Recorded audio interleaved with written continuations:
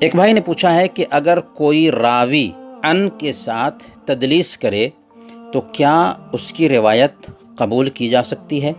دیکھیں، حدیث کی قبولیت کے لیے معیار یہ رکھا گیا ہے کہ راوی جس سے اخذ کرتا ہے، یعنی اپنے استاد سے جب وہ حدیث سنتا ہے تو سننے کی صراحت کرے، کہے کہ حدثنی یا کہے کہ سمعتو، مجھ سے میرے استاد نے بیان کیا یا میں نے سنا ہے۔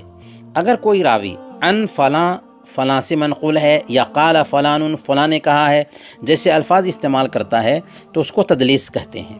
اور تدلیس کی تعریف شیخ زبیر عریضی رحمہ اللہ اپنی ایک کتاب ہے ان کی، اس کتاب میں اس کی تعریف لکھتے ہیں۔ کتاب کا نام ہے التاسیس فی مسئلۃ التدلیس۔ اس میں وہ تعریف کرتے ہیں کہ اگر راوی اپنے اس استاد سے جس سے اس کا سماع، ملاقات اور معاصرت ثابت ہے، وہ روایت ان یا قال وغیرہ کے الفاظ کے ساتھ بیان کرے جسے اس نے اپنے استاذ کے علاوہ کسی دوسرے سے سنا ہے، اور سامعین کو، سننے والے کو احتمال ہو کہ اس نے یہ حدیث اپنے استاذ سے سنی ہوگی، تو اس روایت کو تدلیس کہا جاتا ہے۔ یعنی سننے والا یہ سمجھے کہ انہوں نے اپنے استاد سے سنی ہے، حالانکہ اس نے استاد سے نہ سنی ہو، کسی دوسرے سے سنی ہو، تو اس کو تدلیس کہتے ہیں۔ تدلیس کے بارے میں حکم کیا ہے؟ تو حافظ ابن حجر رحمہ اللہ نے تدلیس کرنے والوں کے طبقات بیان کیا ہے۔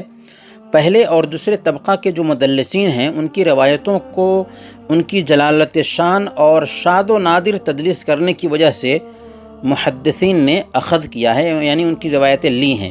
لیکن اگر تدلیس کرنے والے تیسرے، چوتھے اور پانچویں طبقہ کے ہوں تو ان کی روایتیں قبول نہیں کی جائیں گی، اور جس روایت میں تدلیس پائی جائے حقیقت یہ ہے کہ وہ روایت ضعیف سمجھی جاتی ہے، ناقابل اعتبار سمجھی جاتی ہے۔